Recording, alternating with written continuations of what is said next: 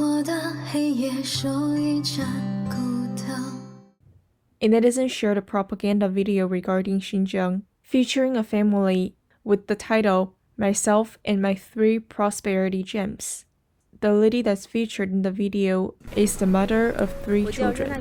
She grew up in rural Kashgar as a child, playing with friends of all ethnic groups and growing up together.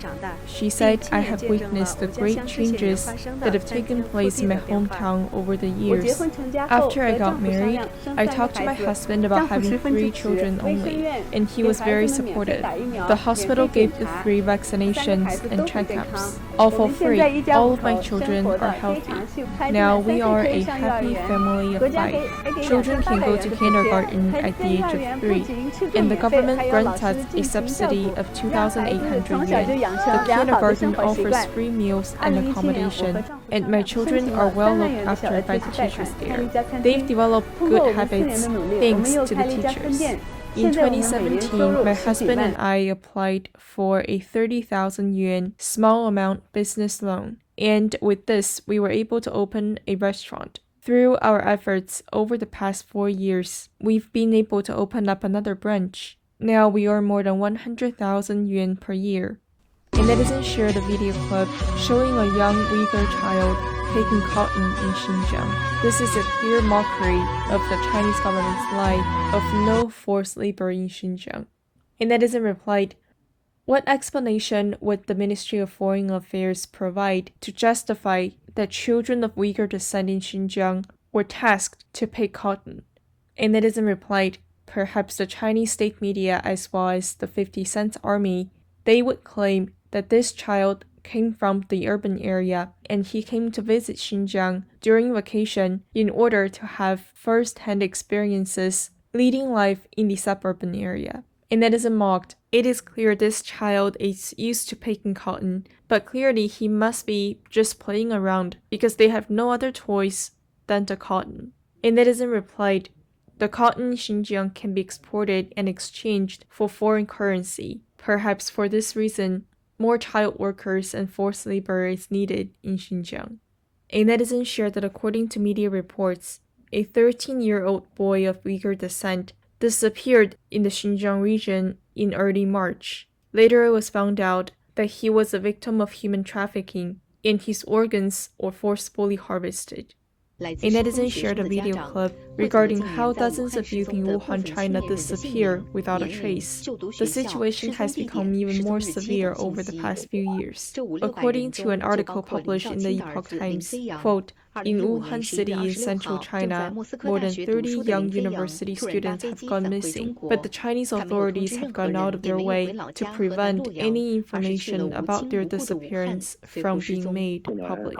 A Chinese journalist surnamed Wang was detained by Wuhan police for 10 days after he published an online story about the missing students.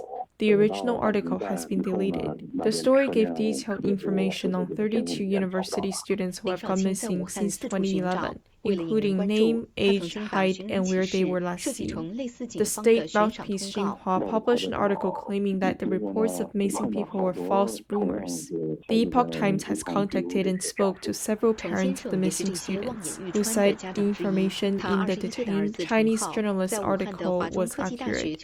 They also described extreme reluctance by the local authorities to file missing persons cases for their children. Lin Shaoqing explained how he began searching for his son, Lin Feiyang. After Lin lost contact with his son, Lin traveled to Moscow, where his son was attending college, in hopes of finding clues. Local authorities were able to confirm that his son boarded a plane to Wuhan and arrived on November 26th of 2015. The elder Lin then returned to Wuhan, learning from a cab driver that his son took his car to the Wuhan Party School, which is an academy for training party officials. The father requested surveillance video, which showed his son leaving the premises. That was where he was last seen.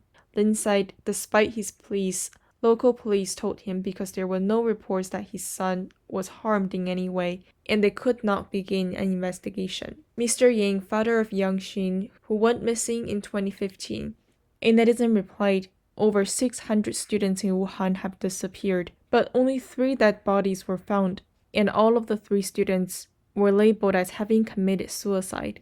Wuhan has the second largest number of hospitals in China, with over 30 of them offering organ transplantation surgeries. Wuhan is also one of the major provinces in China that export human organs.